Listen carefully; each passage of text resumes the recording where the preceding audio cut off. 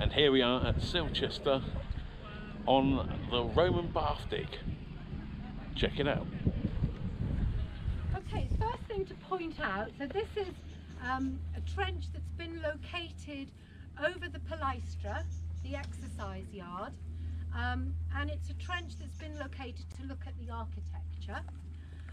First thing to get your eye into is that there are several large holes here, and these are holes that have been dug by the Edwardians.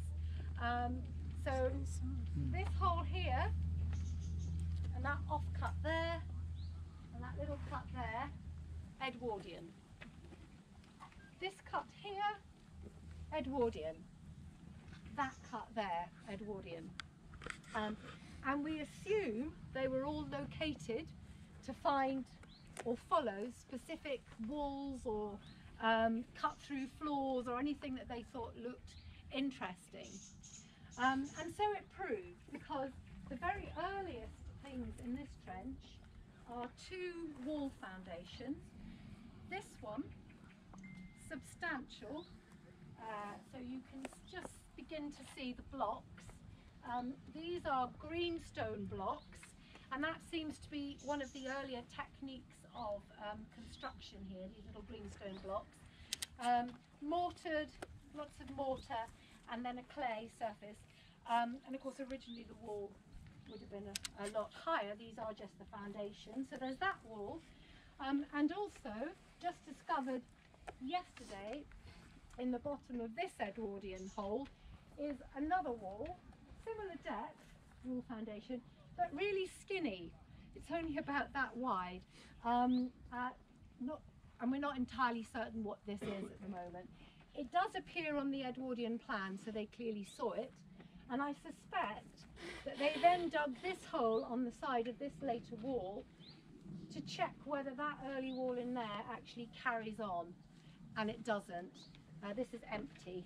We didn't find anything in this, and I'm now standing on Roman levels here. So that's the earliest things we have, this wall and the other wall.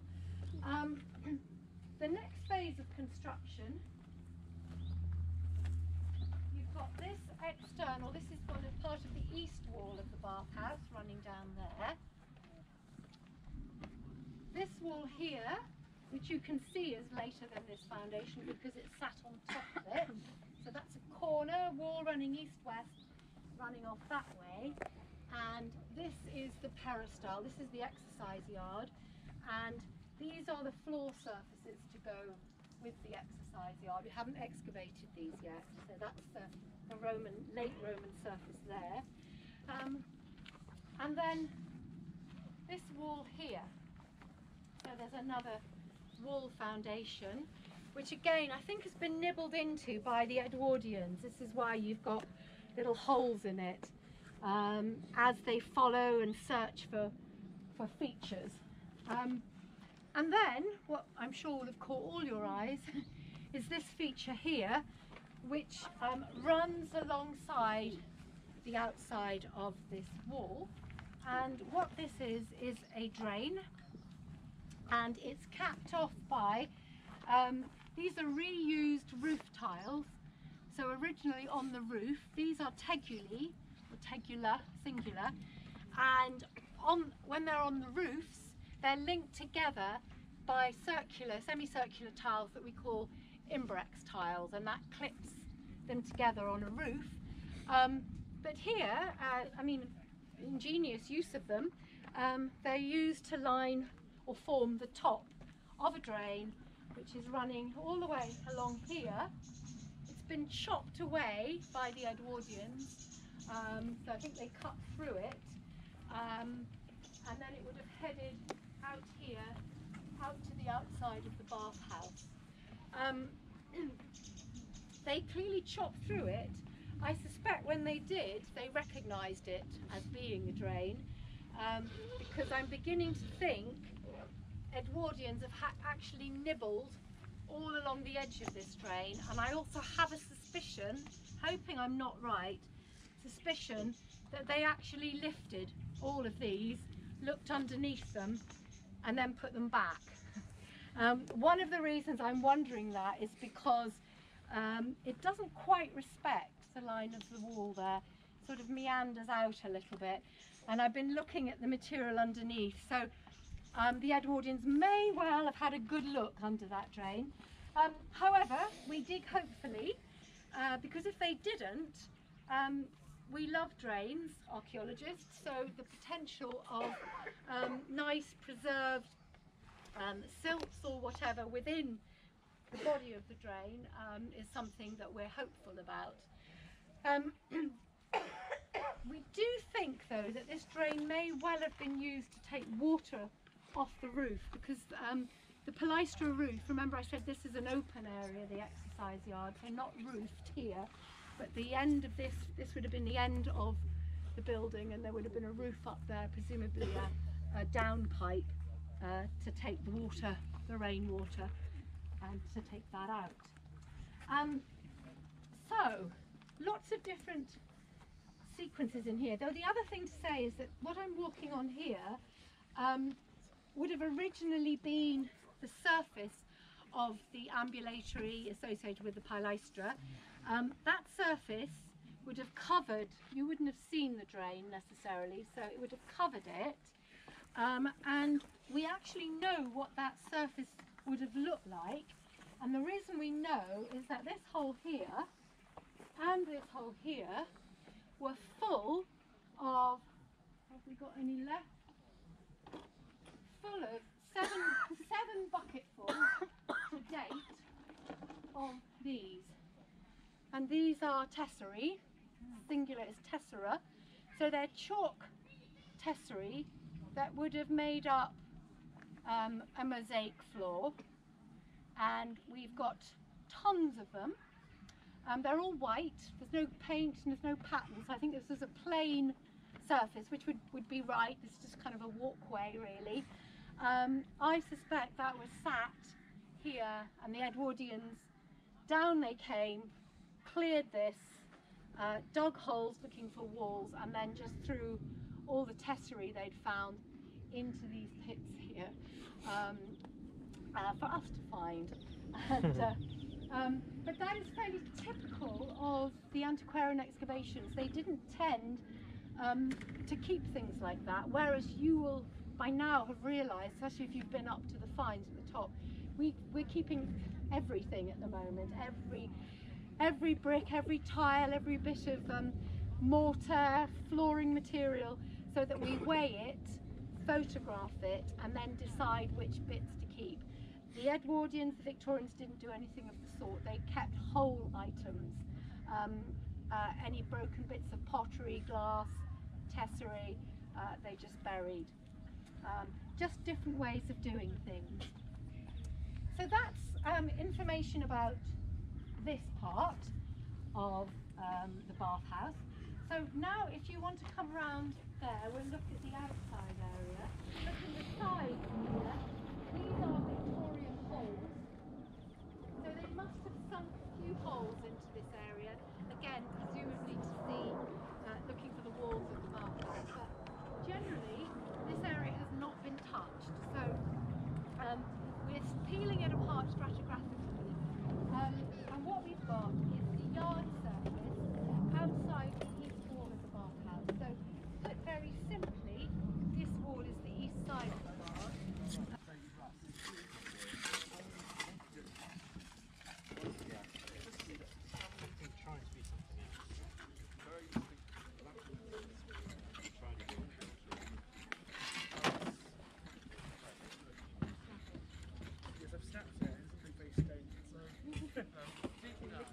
There's complexity though within it, because we have a later build here inserted into the earlier build up that end, which has the greenstone blocks, and the earlier build up that end, which has these greenstone blocks.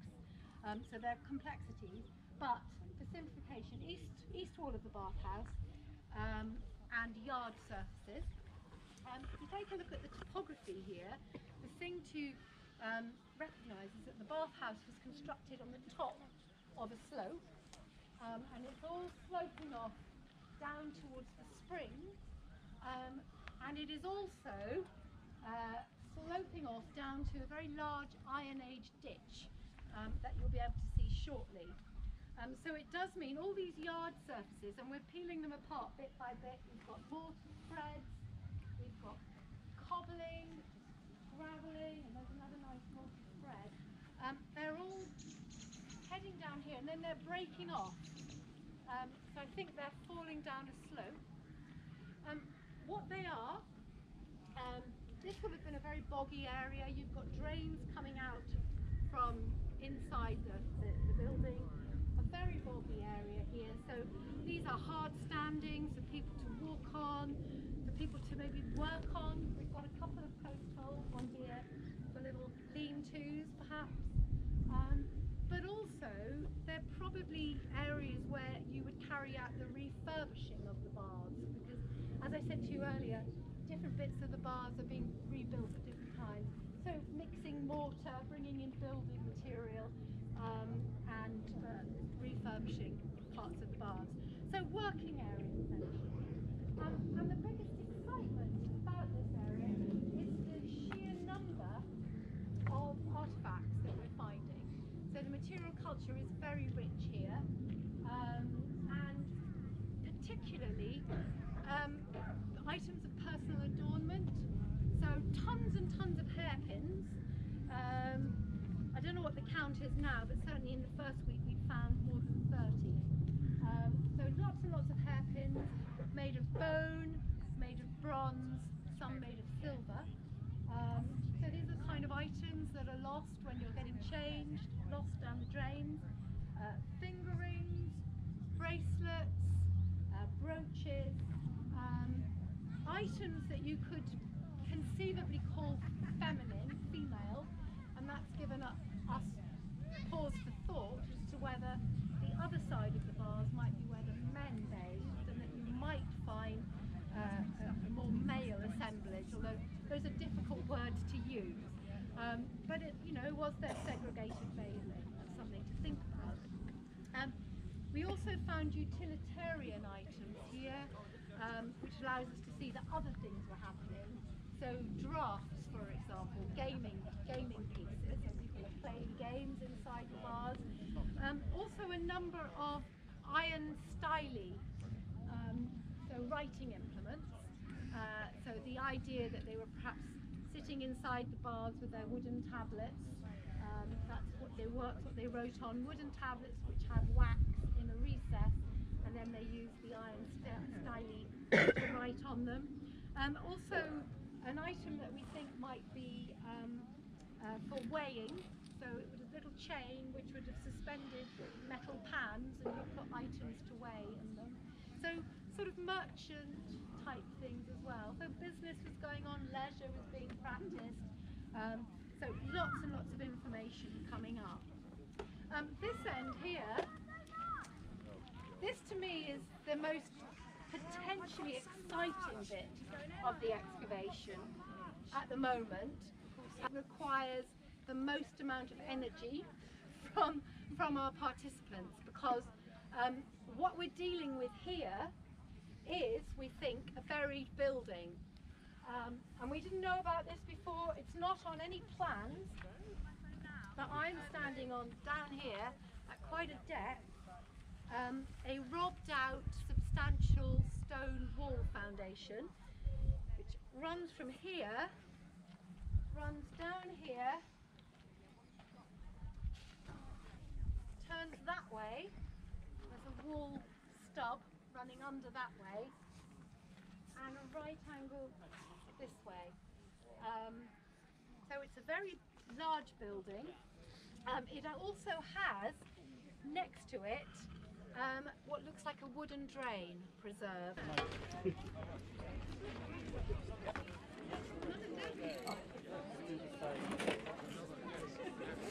I can't show you it because it's underwater, which is what's allowing it to remain preserved in this hot weather. And all of these deposits, all of this stuff, is the remnants of the robbing and then the demolition of this early building. So we believe in the 4th century, so we think this early building may well have stood quite late. we're speculating it could be Claudian in date, so it could be 40s, very first bathhouse that no one has found before. But it could have stood until the late Roman period, and one of the things that makes us think that is because you've got a dog leg here, as though it's avoiding something that's here. And then in the late Roman period, all the stone from that buried building was robbed away, and once the stone was robbed, all of these dumps and deposits of debris, domestic refuse, were all chucked into the hole. And you can see everywhere oysters, a favourite snack, Roman snack. And we also excavated tons of little, the bases of little pottery drinking vessels, like shot glasses really. So you can imagine them knocking back a little drink, plate of oysters, and then that all gets chucked out back of the bars, and it gradually fills a hole here where they've robbed out stone from an early building. So there's a lot of material to move. We don't know how deep we're going to have to go. I mean, we can see where the walls are, but there may be quite a deep hole beneath us here, and we've only got a week to go. So people working here are with mattocks and shovels and spades. Lots of 4th century material, but it's not all doom and gloom, because although they're working hard, there's again tons of material culture that's coming out as they dig. So that is fantastic. Walking round, and again, this is really more to demonstrate the complexity, a lot of which will just have to be teased out in post-excavation. So here is our early possible Claudian bathhouse. Later than this is a raft of flints. Not sure if you can see from up there, but it's a very thick deposit of flints, and they're running under that, and they're running under here. So this wall foundation is built on top of them, and they're running under here. And I think that what they are is a levelling deposit for the next phase of building, because you are on a steep slope, so you need to keep building up and creating these building rafts. So the earliest building, this flint raft, then this wall is constructed on top of it. This is the floor associated with this wall, and this floor, for those of you with eagle eyes, you can see scarrings on the floor surface.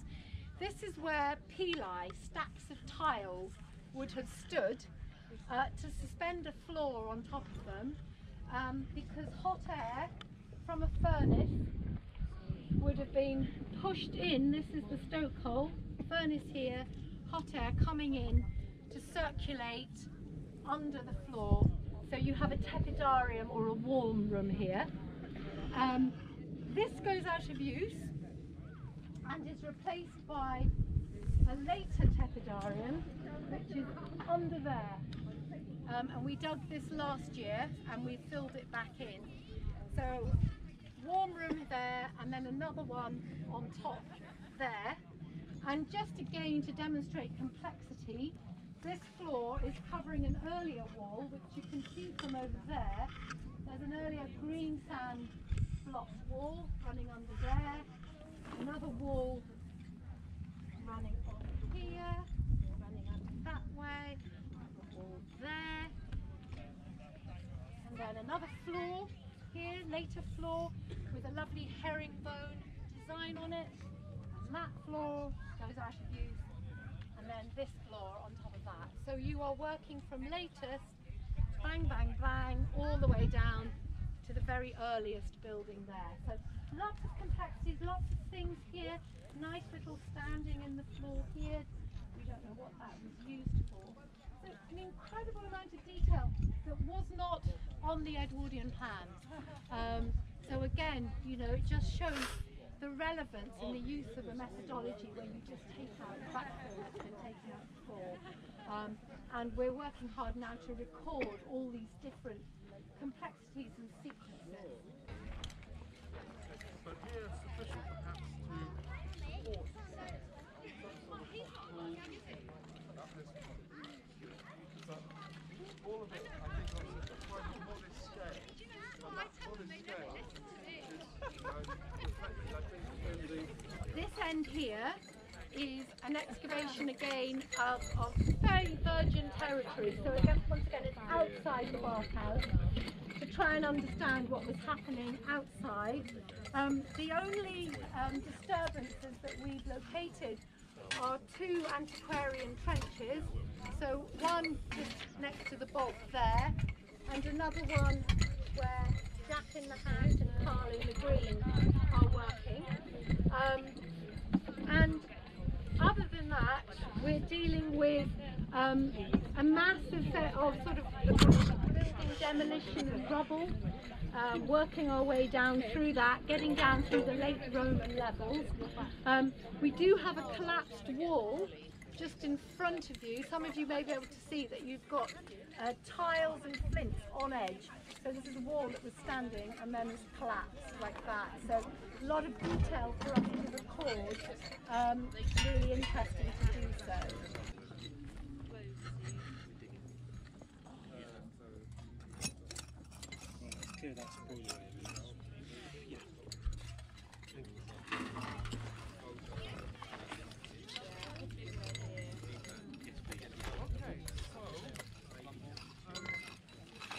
So the aim in here is to get this down to equivalent levels to the outside area I showed you on the east side of the bathhouse. Okay, if you want to wander around the end and come round, we'll go down to the far end.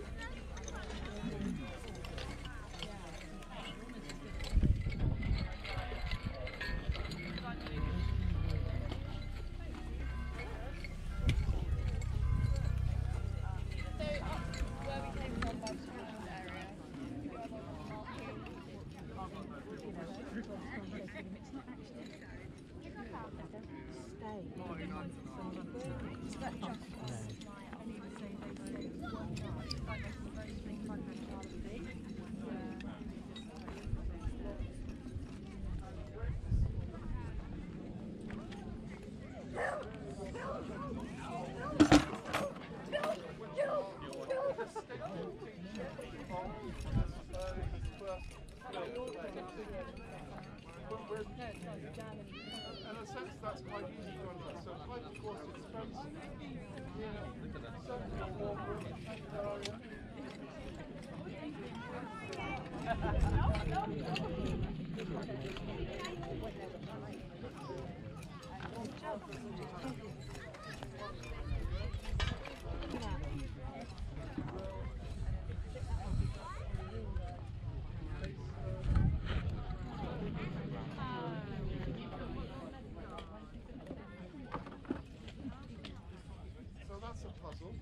Puzzle 2 is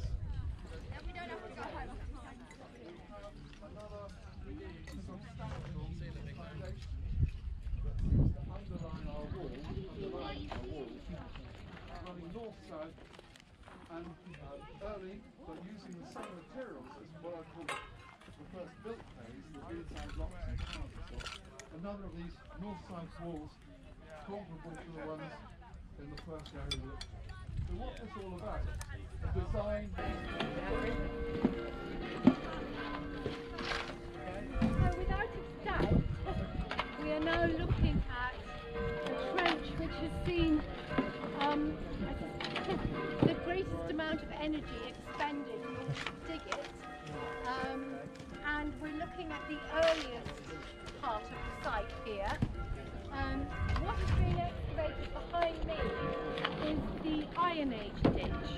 So under the Roman town was an Iron Age town, and the Iron Age town was defended by a substantial ditch. And we know its location from geophysics, we know its location from various other pieces of work that have happened, and and this is the first opportunity we've had to actually excavate it. It's a substantial feature. We know that because last year we took a core right the way down, and it's over 3 meters deep. So this is a ditch that will have filled up during the Iron Age period, and because it's below the water table, it's going to be crammed full of waterlogged material, pollen, information about the environment at the time, preserved material, so we're getting wood, we're getting leather coming out of it, as well as chunks of building materials from the buildings that collapsed, go into it. So there's pretty much a whole sequence to be uncovered from the very, very earliest beginnings of this settlement, right the way up until the town was abandoned. People will have been filling this ditch. So it's a hugely valuable resource to excavate, but incredibly challenging to do so, as I'm sure you can appreciate. And there's really no other way to do it other than just getting in there, spades and shovels, and getting filthy, and putting all that material up into these barrows. It's extensively sampled, and all that material goes up to our scientific area, where it's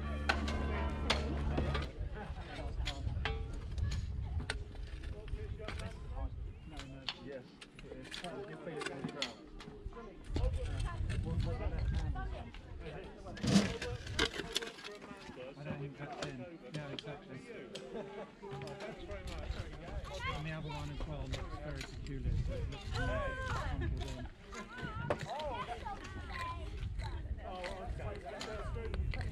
That's better than I get under Amanda.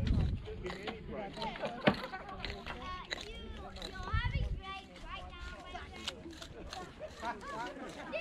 Yeah, I better do something then. And we're fortunate enough to know that we are going to pull down back next year. So although we've only got a week to go, and some of this site will have to be filled in, so the trench I've just taken you to will be filled in at the end of next week. We'll have taken all our photographs, done all our recording, but then it has to be backfilled to be preserved.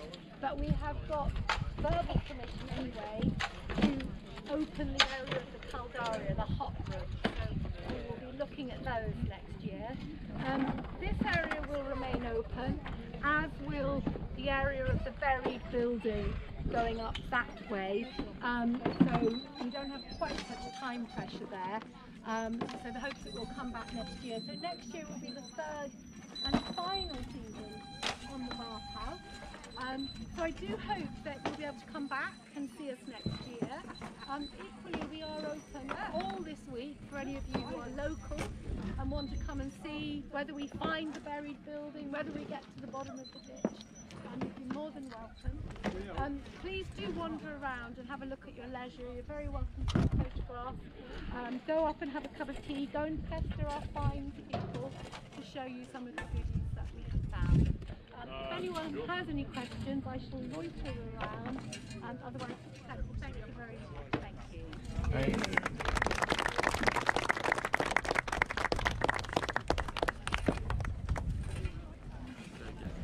Right, and on this point, we're going to go and have a look in the finds tent and see what they've dug up. So this is all stuff that we found here, well, in this tray, but they were not given a context number, so what they call as unstratified. But we know they were found in the bathhouse. We just can't say from where. All their oyster shells and their lunch. These are quite nice tiles because we found lots of triangles, diamonds and octagons. When you put them all together, they create quite a nice patterns and that. Yeah. Oh, this is the stuff. We'll soon dry out. You are amazing. Well done. Oh, fantastic. There you go, when you find bits. Well, we've had this a long time actually. Yeah, very big piece. You can see finger marks, thumb marks. Or when it was wet, when they were making it, they would have picked it up or tested it and left imprints. And you do find a lot of tile with paw prints, dog. Have you? Yeah. I have one. So when they made them and they laid them outside the town walls to dry, lots of kittens and dogs would be running all over them, little children. So they leave all their prints in them, but they would still use them. They wouldn't just throw them away. They would still use those tiles. So they're very good at recycling. No, exactly. They could just turn them over. That's a good idea. Yeah.